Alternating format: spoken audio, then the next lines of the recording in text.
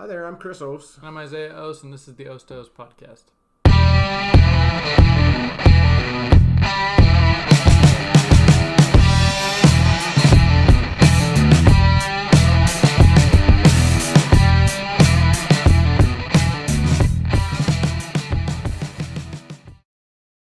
Everybody, welcome back to the Aos-to-Aos podcast. Today we're talking about investing and what it can do for you, different types of investing. We have all sorts of areas to cover, from like investing in startups to, investing in, personal things like a business or yourself or whatever it is. So yeah, this is one of my most favorite things to talk about. Right. I get so passionate about it and excited about it because it's one of the things that isn't really taught in school. Mm-hmm. I think it's one of the areas that's really lacking in a lot. I mean, we've talked about the generations, how this is something that's kind of just gotten forgotten. Budgeting and investing and stuff like that isn't something that we were taught from our parents. Right.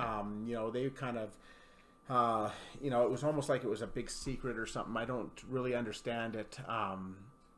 In this day and age, we don't really have these big pension funds that our parents had. So maybe that's why they didn't really talk about it, because it was just a natural part. All Right. these big companies, they would go to work at the same job for 40 years and they had a pension plan and everyone had it. So it just wasn't something that was discussed. Well, as the world's changing and we have, jobs where, people go to work at one job for a year or 2 Right. years or maybe 3 jobs in a year, when they're just getting through college and stuff like that. So there's not this same mentality. So I guess maybe that's why there's more discussion, because it's not something that's just automatically done. And we've talked about, how important it is nowadays. We've talked about the rule of 72 and how if you invest money now, you're setting yourself up for the future. Mm-hmm. So I really think that this is something that really needs to be talked about a lot more, and it's not. Yeah, for sure. I think it's funny too that we started this podcast basically to talk about this, investing and things like that, because we were interested in that. I mean, there was more to talk about, of course, but we mostly started the podcast thinking that we'd talk about investing, and we haven't even talked about it on a podcast yet. That's kind of why I decided to, write the notes for this one and, maybe put some effort towards this one, because, we haven't talked about it, and that's really the motivation behind starting this podcast. So, So I thought that we'd probably jump into it in this one. Okay. So yeah, starting with the most basic one, I think this is how we both got into investing. Everyone who learns about investing starts out with pretty much this one, which is investing in stocks. Mm-hmm. It can be, just companies, whatever it is, things like bonds and, securities and all of that kind of stuff. And for those people who don't know, like, what investing in stocks is, like, what is it exactly? Like, what like when you invest in like a company, we'll start there. Like, what do you really do? So a lot of these big companies, to get the capital they need to expand and stuff, they'll go public. Mm-hmm. So what they'll do is they'll divide their company up into, say, 1,000 shares, and they'll obviously keep some of that for themselves, but then they'll sell off some of these other shares to bring in money to grow the company more. So so people can go and buy, a company like Apple. Okay, so a person can go and buy one of their shares if they want, and they basically own one share out of, Apple's got a lot more than 1,000 shares, Right. obviously, but so it gives somebody an opportunity to own a small portion of that company. Now that company uses that money that they get from the shares to put back into the company, to expand it, to hire more people. So hopefully the company continues to grow, and that one share, that may have been purchased for $1, eventually it's going to be worth $1.50, Right. or $2, on and on and on. Some companies, they grow quickly. Some companies are just a good, stable growth over time. It all depends on what industry they're in. Like it could be electronics, oil and gas, technology. There's all different places that you can invest in, but that's basically what it is. You're just buying a small percentage of that company. Right. I listened to a guy when I was first starting out. I watched a YouTube video, and he pretty much said it's like buying slices of pizza, and the pizza is the company, and you have pepperoni, you have cheese, and you have like orange peel sliced pizza. And so the orange peel sliced pizza is obviously odd. It'd be like a startup in a way. or a smaller company that has the potential to grow. It's more aggressive. A lot of people might not like it. A lot of people might like it. You know what I mean? And then, the next day you realize, because you buy it for like 50 cents a share or whatever it is. Obviously, a lot of companies would be a lot more, but let's say you buy this slice of the pizza for 50 cents, and then the next day you realize that or a lot of people realize that orange peel slices is really good on pizza, so the shares rocket to like $4 a slice or whatever it is. So now your $1 has grown like 300% or 400%. You know what I mean? So you made quite a big percent back on your money. And then like things like pepperoni pizza and cheese pizza, they're pretty like timeless pizzas. You know what I mean? Like everyone loves pepperoni pizza. And so it's like a thing like Apple, or maybe back in the day, for my analogy, it's like Enron, like something that's very popular. And you buy a lot of, it's maybe like $1.50 per slice or per share. So you buy into it, and then the next day you find out that each slice of pepperoni you eat, like every little bit of pepperoni you eat takes like a day off your life. So everyone hates pepperoni now. No one will eat it. And it falls to like 50 cents a share, or like even 25 cents a share, or maybe even like the company goes bankrupt. You know what I mean? And you lose money on that. And so that's kind of like the idea of investing, is it's like slices of a company or shares of a company, really. And you're buying into that. And then, if it becomes successful, you become successful along with it because you own stock in that company. It's like just little pieces of the profit of the company. But yeah, that's pretty much like what it is as a beginner. And then, of course, you can get into things like dividend investing. I enjoy doing dividend investing just because, I think that, especially if you get a good company like Ford. Ford is obviously a tried and true company. They've been here forever. Eventually they're probably going to go away just like any other company. But, right now they're good. They've been good for a long time, and they pay dividends about. And what a dividend is a share of the profits, about 2% of what you give. So if it's like you give $100, you buy a Ford share for $100, you'll get 2% of what you put in. If it's a 2% dividend, so like it would be $20. Or sorry, it'd be like $2. $2. Yeah, my bad. But anyway, so you get $2 back from the profits. Of course, that's usually every quarter kind of thing that you would. Yeah, or well, it depends on the company. It could be a quarter or monthly or yearly, whatever it is. But you can get paid back the dividends, and then of course you can reinvest the dividends if you're with a platform that does that. So that's one of my favorite kinds of investing there. What are some kind of investing that has to do with stocks and bonds that you enjoy too? Is it dividends, or is it? Well, I think one of the really important ones to mention here is mutual funds, because for a lot of people, single stock investing is not really effective, because like a lot of people, when they're first starting out, say you have $100 to invest, $100 isn't going to buy a share of Apple or Amazon or some of these bigger companies. Some of the bigger companies do fractional investing, where you can buy a portion, or else if you want to do fractional investing, the best way to get into fractional investing is getting into mutual funds. So mutual funds, what they are is, like they'll have an investor group that'll say, okay, we want to invest in, technology over here. So they're going to, include a whole bunch of stocks that they want to buy. They're going to get together with a whole bunch of investors, which might be somebody with $100 and then somebody over here with $1 million, and they'll take that fund and they were going to buy into all these larger stocks. So it's a good way, like if you invest into a technology mutual fund, you're going to have, say, Apple in there. You're going to have, maybe Microsoft, and then you're going to have a whole bunch of smaller companies that are maybe up and coming, and maybe even some startups in there.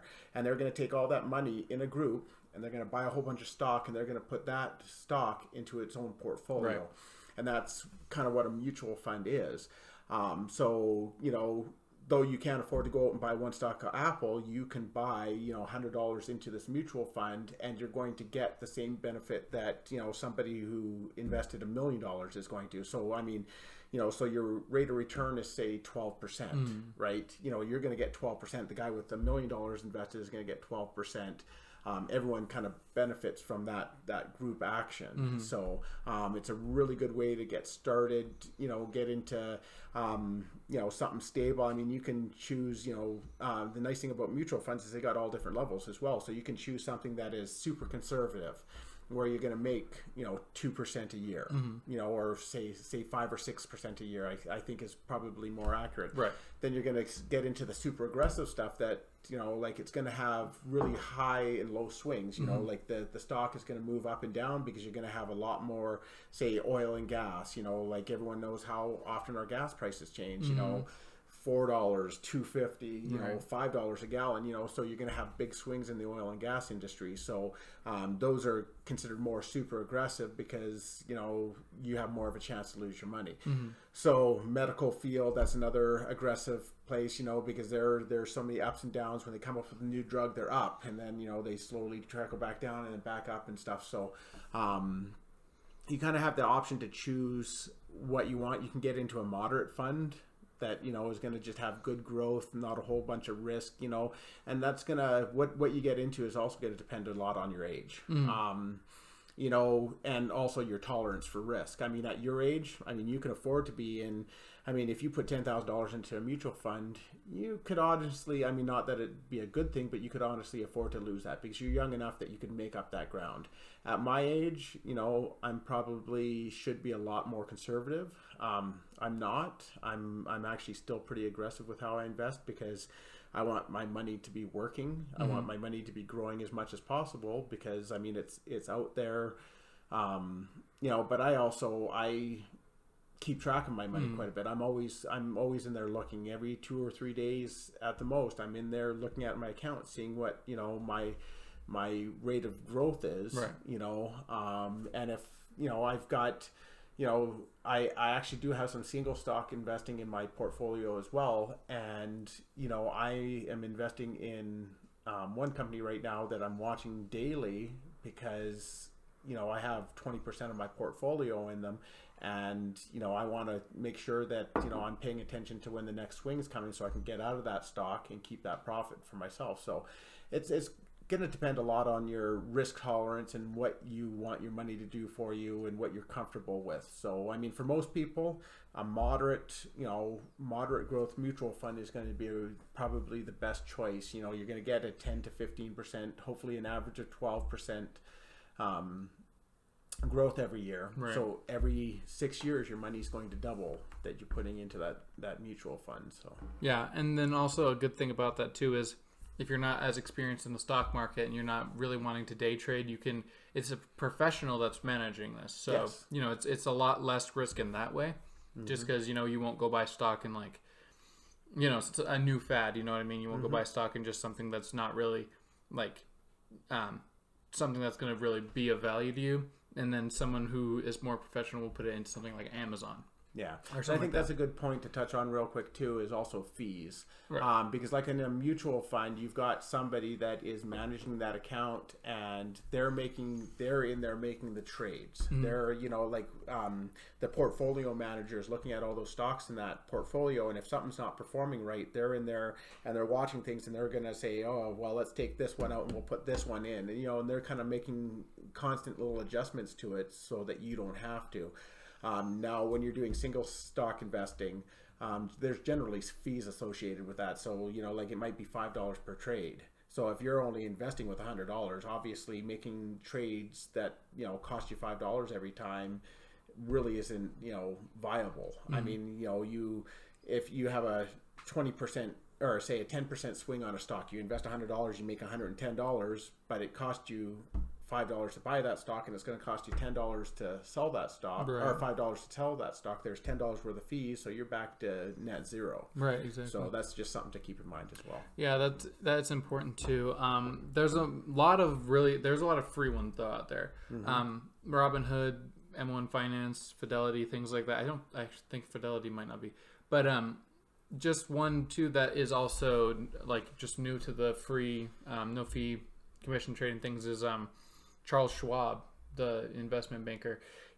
Not he, because he was alive a long time ago, but his company decided to do commission-free investing now, and they're a bigger behemoth, and I think that's going to be more of a thing as commission-free investing. It'll probably be more percents of the investment, but like you said, if you have just 10% of $110, you know what I mean? It's not going to be the whole $10. You're going to be netting some. So that's a better thing, commission-free investing. And you can find something. One thing I use is, I don't know if you use this, is Acorns. I haven't started with Acorns yet, but I've heard a lot about it. Maybe you can kind of fill everyone in about what that is. So what it is it's pretty much like an investment portfolio, but it's also like it. Well, I'll take a step back here. What you do is you link your bank account as soon as you get the app, and when you make a purchase, let's say you go to the coffee shop and you buy a $3 coffee or a $3.50 coffee. It'll take the 50 cents, it'll round it up to the nearest dollar, which would be $4. It'll take the 50 cents and invest it. And so every time you make a purchase, and this is a great way to build like things like credit, because you could like a credit card, use it, pay it off, and then you can build your credit and invest. You know what I mean? But anyway, so you round things up to the nearest dollar, and then you invest the difference, which in this case would be 50 cents. You can choose a portfolio that's aggressive, conservative, or moderate. You know what I mean? Like we've been talking about. I chose a conservative one because I just want the little bit of money I'm putting in there to grow steadily. I'm not too worried about it because I have other investments as well. But you put it into there very slowly. It's just a mutual fund, just like we talked about, and it'll grow over time. For me, and you can also choose to have monthly investments of like $1, $5, $10, $20, whatever it is. You can grow it more quickly than if you were just doing the like 5 cents, especially if you don't use your card, if you use more cash. I've only had it for about a week and maybe 2 weeks, and I think I'm up to $30, which is really good. I mean, if you think about it, I'm just investing spare change in $5 a month. So that's pretty good, and I've only had it for like a few weeks.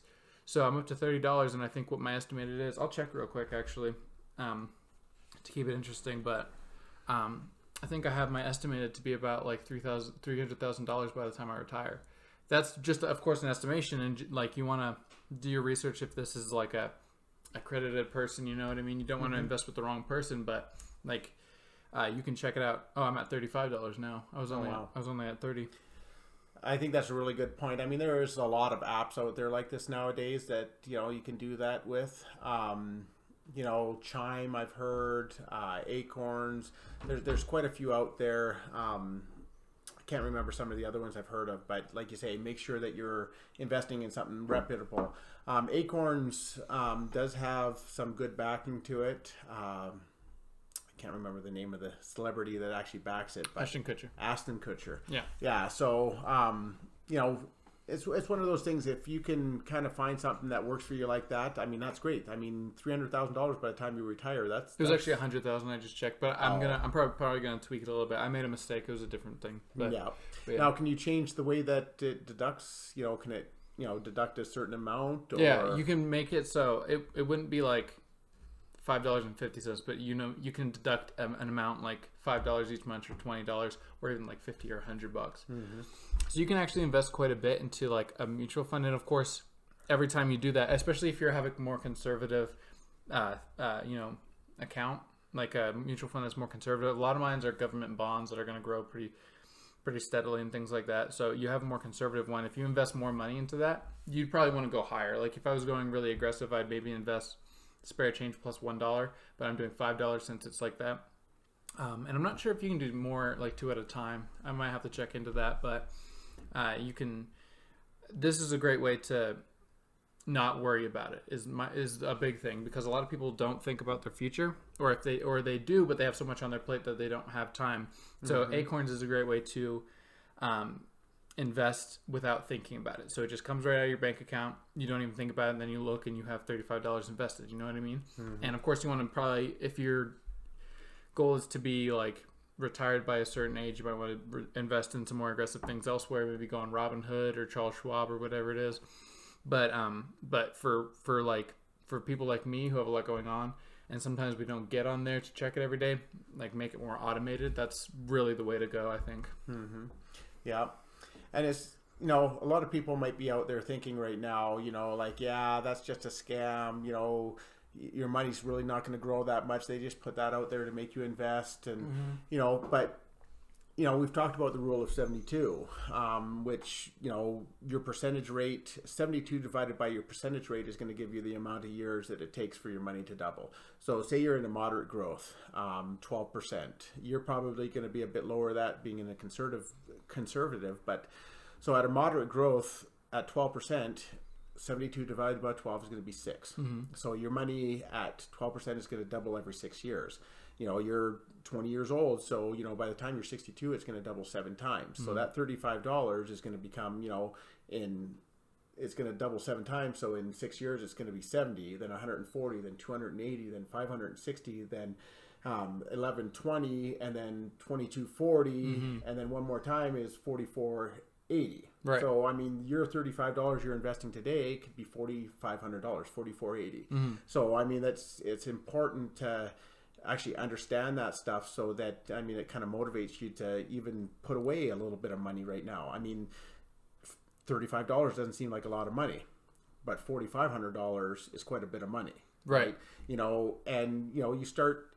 got to remember that the more money you invest, the more exponentially it's going to grow as well. So it's something that's not taught nowadays that I wish it was. We've talked about the fact that at 20 years old, if you invested $10,000, I think it works out to about $1.2 million by retirement. Right. If you just invest that money in a moderate growth mutual fund and let it grow. Yeah, and that's just $10,000. That's just $10,000. And it's the $35 thing is, like, it's $35 today, but tomorrow, I think yesterday it was like $29.80, like close to $30. So right now it's $35. It's growing, and I'm putting more money into it and stuff like that. And by the end of the month, it might be $50, and then it's going to grow even more to be, maybe it's $6,000, and then it's going to grow even more. And by the end of the year, it might be to the point where by retirement, I'm going to make $100,000, or I can tweak it to be $300,000. You know what I mean? Like, it's just really simple thing. And even if it doesn't work out to be a lot of money, like $4,000, I'm not going to turn up on that by investing $35. You know what I mean? Like, I'm not going to say I don't want $4,000 in exchange for $35. Like, that's an easy trade-off, you know what I mean? And it's just spare change. Like, most people just buy stuff without even thinking about it. They don't even care if it would be a round number. They don't care between $39.99 and $400. Might as well invest that money, you know what I mean? So absolutely. So I guess this is a good time to kind of move from traditional investing and newer apps and things like that into like less traditional ways of investing. I think one of the trends over the last 10 years has been kind of getting into real estate, maybe even house flipping, things like that. What are your thoughts on like real estate? It's one of those things that has always been there, but nowadays it's become more trendy. Real estate? Yeah, no, real estate has been, I would say, pretty, like, I think it's more because, like, what you said about people are thinking about it more, and they don't really want to have like a traditional job, so they look for untraditional sources to invest. So I think real estate's one of my favorites, just because there's a lot you can do with it. Like, you can rent out a tiny little shack pretty much for like a studio apartment for like a single person, or you can rent out an entire like apartment building. There's so much you can do and grow in, and it's one of those things that's never going to go away. No matter how much we improve in the internet, like things like, like Blockbuster went away, you know what I mean? It's not like an industry like that. It's an industry that it will never go away because everyone needs housing, you know what I mean? We will never not need housing. So it's one of those like more safe investments. Of course, you have to be smart about it, just like anything else, but it's a more safe investment. That's why it's probably the most famous one. I think my favorite is residential, because I don't know, commercial I've dabbled with a little bit, but I haven't like done any investing in real estate at all. But I've dabbled in, kind of trying to understand commercial, but like residential is probably my favorite one. Flipping houses, renting out houses, things like that. It's a longer term investment than just like flipping maybe a big building or even just renting out office space. I enjoy the residential side of it and things like that, and I'm going to be starting investing in that as soon as I can in the near future. But yeah, what are your thoughts on investing in real estate and types of investing and things like that? It's one of those things. I love to invest in real estate. I think it's a good investment, but it's just it's a hard. it's a hard area to get into. I mean, it's not. I mean, for people that have the capital to get started, it's a really good investment. Real estate traditionally holds its value. Certain markets obviously go up and down, but like for a good portion of the U.S., real estate is actually a pretty stable investment. It'll grow year over year over year. Maybe only be 2% or 3%, right? But in some cases a bit more. But it's a stable investment. It's a lot harder for people to get into, like starting out at 20 years old. For you to, go out and buy a house or an apartment building or something like that, they're going to want to see, a good credit history. Well, at 20 years old, you don't have a good credit history. You're just starting out. They're going to want to, if you don't have good credit history, they're going to want to see a big down payment.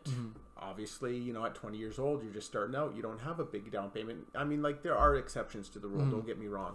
And then there's going to be different opportunities as well where, you might just be in the right place at the right time. But for most people at your age starting out, it's going to be kind of a hard investment to get into. So that's the only thing that I could see that, might prevent someone your age of doing it is just, those kind of hurdles. But I guess if it's important enough to you, you're going to make it happen. Right. But I do think that it's a good investment. Like, I mean, I remember years ago where, $60,000 or $70,000 was, a pretty decent house. Nowadays, that same house is, $170,000 to $200,000. So, I mean, you think that over 20 years, they've grown 300% in value. Or, say 30 years, 300% in value. So, I mean, that's obviously a pretty good investment. Right. And, it's one of those things that, people are always going to need houses to live in. So there's the other part of it. It's like groceries. People are always going to need to eat. Well, people are always going to need a house to live in. So, I mean, obviously real estate is a good investment in that sense. Not everyone's going to always need a Apple iPhone or something like that. So that's why I think those are a little bit more volatile. Gas and oil, our society's moving towards alternative fuels, solar power, electric cars, things like that. So that's why those are always going to be a volatile kind of investment as well. But real estate, people are always going to need to live in a house. Yeah, for sure. It's like I said, it's one of those timeless investments. And it's something that can grow pretty steadily. Of course, there's times where it crashes, and then of course, if you have the capital to do it, you can buy it up, and it'll go back up and things like that. So, it's a great way to jump into, like, to build wealth, and it's not super hard. You just have to be smart about it. You can go on YouTube and look at like ways of managing properties. Of course, there's like some people you don't want in there. They're going to ruin your house. You know what I mean? So you want to be smart about who you're putting into your properties and such. But yeah, I mean. That's pretty much going to be timeless. I'm going to be interested in that pretty much till the day I die, I think, real estate. But yeah. I think another thing, I've heard of companies, I haven't done a lot of research into it, but there are actually companies out there that almost work as a mutual fund. So, you can buy fractional shares in, investment properties that they buy. So, you might get into their real estate group for $10,000 or $1,000 or whatever it is, and you're basically buying real estate as a group, kind of like a mutual fund would work. So that, I mean, that's kind of a another thing that would make it more affordable for someone in your situation, just starting out, that you could get into real estate investing and hopefully get into some kind of lucrative deal. What was that angel investing site that you were telling me about? Angels and Entrepreneurs Network. Okay, yep. Yeah, it's they actually have a thing where you can invest in real estate. That's what I thought I saw on the website. Yeah, so you can invest in real estate in the same way of a mutual fund. It's pretty much fractional shares in real estate investing and things like that. And it's mostly Angel and Entrepreneurs Network is just angel investing, like investing in startups, but they have that on it as well. So yeah, that's a great way to get into it too. If angelsandentrepreneurssnetwork.com, I believe it is, or maybe it's .org. If anybody wants to get into that, just Google it and then you can find it. And then get into something like investing in small shares of real estate to kind of start out and grow your portfolio, and then when you take that money and maybe put it into rental properties in your area. But on the topic of angel investing, that's probably one of my favorites as well. I know I said real estate's my favorite, but angel investing is probably one of my favorites because it's investing in startups, and it's a bit more aggressive and it's a lot less safe, but it has a potential to grow more. You pretty much invest in startups, things like let's say Uber when it was first starting out. If you put $50 in Uber, it would be about 1.2 million today, and that's just $50. If you put $1,000 in, it would be quite a bit more. That's pretty much the concept behind the Angels and Entrepreneurs Network. They're finding good deals, and they don't send you just any deal, any startup. They send you the ones that the founders invest in. Of course, you have to do your own research and if you feel like that's something you want to be involved in. But you essentially give them money. They have crowdfunding. You give them money, and then if they get bought out by a bigger company or they go public, you have a stock in their company. You don't have it until they do that, unfortunately. So they're probably going to go public at some point, but if they're a decent company, but unfortunately you don't have stock right away. So any growth is not really helping you in any way. It is kind of, because it grows your stake in the company, and then if it goes public, you have more of a stake in the company. But in the short term, it doesn't really work out. But in the long term, if it gets bought out by by a company down the road, you could be making $1 million off that deal. Or if they do dividends, you could be making, if you invest a lot of money, you could have millions and millions, and then have hundreds of thousands to possibly even millions in dividends coming towards you. So it's a great way to do your research, find out if it's good for you, but it's a great way to start out in investing and rapidly build your money. But of course, I only invest a little bit of money into it because it is dangerous, and not dangerous, but more aggressive. Yeah, you have a lot more chance of losing your money in it because obviously it is a startup. Yeah, a lot of startups. It could be a flop. Right. Yeah. But yeah, if you think about things Facebook, Uber, Google, all those were startups at one point who had investors, angels investors, and they ended up making a lot of money. But then if you look at companies that aren't even around anymore, MySpace. Well, I think they're still around, but they're not Yeah, they got squashed by Facebook and stuff, Right. So there are the chance. Even with good backing, that companies could fail and things like that. So you're always taking a risk. Exactly. Yeah. So of course, always do your research. But I found companies. I think I talked about it once. There's a company called Jumpstart, and they do earthquake insurance, which nobody's doing, and they do it in such a simple way that I'm just why wouldn't people get this? You know what I mean? And they want to expand into natural disasters. I saw a big problem. I saw a great company and a big market for it, so I just decided to invest in it.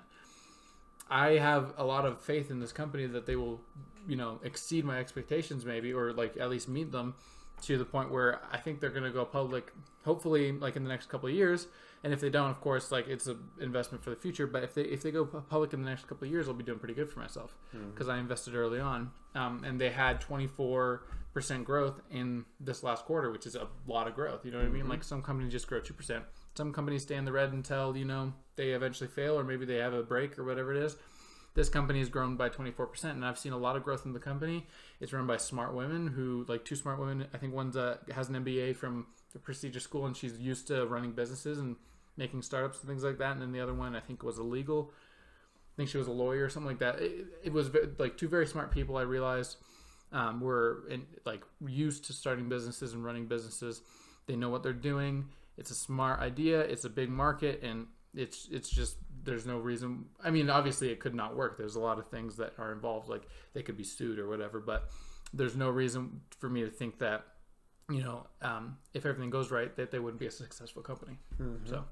So that's really the best thing about angel investing is you can get in on things that, imagine if you could have gotten in on Facebook or Google a long time ago, you know what I mean, or Amazon. You'd be a billionaire right now if you got into all those. Yeah. So it's obviously that there's a small chance it could, or a big chance it could not work out, and a small chance it could work. But if it does work, you're doing pretty good for yourself. And that's all pretty much investing is about, and it's investing for mostly just a potential. It's not really a set thing. If you put stock in Amazon, it could turn out Amazon as the next Enron. And if people don't know what Enron is pretty much a company that essentially told people they were making all this money and were just putting things under the rug. They weren't making any money. They were just redirecting it almost like a Ponzi scheme, and they ended up just collapsing. And so if Amazon turned out to be the next Enron, of course it's not. But if it did, you know what I mean, you'd lose all your money in the Amazon stock. But, you know, of course, that's why you want to be smart about things. Absolutely. Yeah. I think that kind of ties into one of our final points to talk about today, you know, is investing in yourself. And I mean, like we've talked about, you know, improving yourself, improving your habits. Sometimes I feel like it's kind of a dead horse, but I really feel like this is, you know, a really important thing to do, because I mean, it's a lot of people don't put a lot of stock into it. But the other way that you need to invest in yourself too is invest in the time to go out and do your research and, you know, find the things that work for you. And part of that is having the proper mindset and having the proper focus and, you know, knowing what your end goal is. Do you agree? Yeah. I mean, it's just like, I mean, you can't just have one piece of the puzzle. You can't just invest without being mentally, you know, sharpening your mind and, you know, having all these habits. And, you know, you want to build all these things together, or maybe just even one at a time. Because if you invest and you're not disciplined enough to check the stock, make sure it's doing well, and it starts plummeting, but you're like, oh, I'll deal with it tomorrow, blah, blah, blah, blah, blah, you're going to end up losing money. So, of course, you want to tie in all the lessons that we've been talking about, and just all the lessons that you can really get from successful people. Not saying like we're successful, like we're trying to get there, but of course I'm talking about people who wrote books like David Goggins, you know what I mean? And then you can get to the point where when you're investing, you apply these things to your life and things like that. I think it's interesting how you were talking about, you know, that company that you've invested in, and how, you know, you didn't just say, oh, you know, it's a really great idea and I really, you know, like what they're doing. And you kind of looked at it like, you know, you liked the people that backed the company, you liked their backgrounds, you know, you saw what they were trying to build, and you know, it had good backing. So you know, you did the research. Now, you know, maybe a year ago you wouldn't have done that research. Maybe you would have been like, oh, cool, you know, squishy balls. I mean, everyone loves squishy balls. I'm just going to invest in that, you know, without looking and seeing that, you know, it was a 12-year-old and, you know, his 14-year-old cousin that created the company, right? You know, so it's, you know, I think that it's really important and really impressive how, you know, that you've done the research and you're actually looking at things with an open mind, and you know, seeing what the backing is, what they're trying to accomplish. You know, you know exactly what their, you know, growth is, and, you know, what, you know, probably what their projected growth is, and, you know, all these things. So I think that's really impressive. Yeah, it's important to know. I have invested in one company so far since I've joined. I've seen a lot of companies, but I have only invested in one. I'm very particular about what I join or who I put money towards, because of all those factors. So if there's no good leadership, I'm not investing. If there's no like potential, I don't think, like, let's say somebody's creating like a table company, like they're gonna make the best tables, it's awesome. There's no really market for that. Everyone, like, it's dominated. Unless you make a table that has Bluetooth and whatever, you know what I mean? Something that's gonna be I don't know. I'm just giving an example, but, like, you know, something that's really gonna help, like, people. You know what I mean? It's not gonna, you know. Or there's no market, or the product that they're using to solve a big problem in the market, even if there's a big market for it, is not good. So let's say, like, you know, there's an issue with, you know, pollution. So their solution is to have like little tiny robots go around and pick up the, you know, trash or whatever. That's not a great solution. I think we'd probably be better just hiring people to do it. So I wouldn't invest in that company. You know what I mean? So, you know, a smart company with smart people backing it, big problem, big market is equal to big money. That's how they put it in the, you know, angel investing thing. And obviously that makes sense. Because, I mean, if you have a smart people that are going to run a good company and there's a big market for it, you know, there's a lot more chance to succeed rather than a not well-backed company that doesn't work, small market problem. You know what I mean? Just like, you know, everyone wants to jump into the hot new fads, like starting a weed dispensary or, you know, whatever it is. And, like, a lot of the times maybe that will work, but a lot of the times it won't too, because it's not backed by the right people. And the market's not that big anymore, so you need a bigger problem to solve. So, you know, it does work out sometimes, and sometimes it works out to just be another fad. And I think leadership, again, plays into that, because, I mean, like, states like Colorado that legalize weed. or marijuana. You know, a lot of the big corporate giants came in, you know, like these people that have been doing this for a long time, maybe illegally or under the radar, horticultural businesses, things like that. You know, they came in, they saw a hole, they filled it.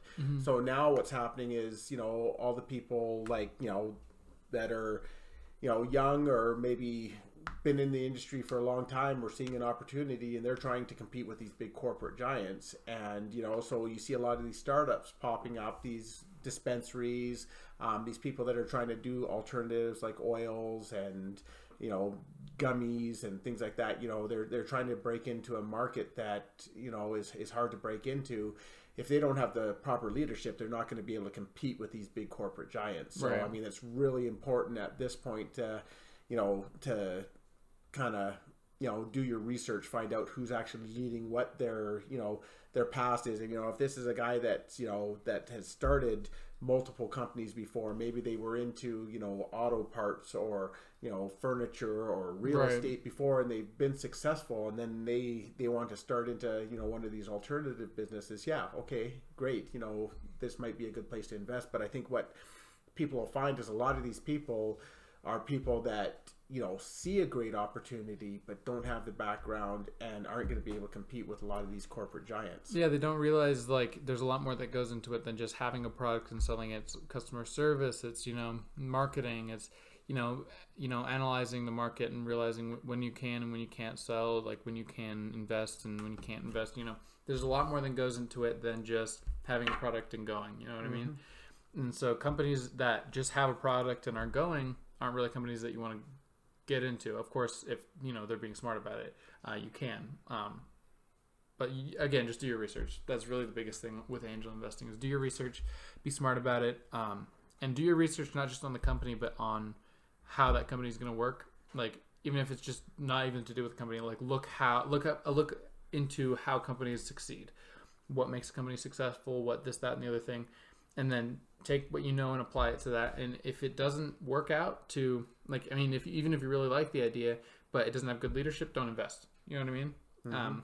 Wait until, because that company is probably going to fail, and then another company is going to come around that might have better leadership, and you can invest in them. You know what I mean? But yeah, do your research. Yeah. Well, maybe in a future show we can kind of talk about, you know, maybe some other websites out there, some other things. You know, maybe we can look at some different ways that people can invest and Right. give some people some more ideas, because it's like other things that we've talked about. You know, there's not going to, you know, one company's not going to be, or one site or one fund is not going to be the same thing for others. And I think this is a subject that we could probably talk about forever. Right. But I think for today, that'll be just about it. Thank you for joining us. If you guys want to go check out all the links we have down below to our social media, go ahead and check that out. Leave a like and a comment if you want us to talk about anything on a future podcast, and make sure to subscribe if you like the podcast. And hit that bell notification so you're notified when we upload new videos. Have a good day, everybody. See you next time. See you next time.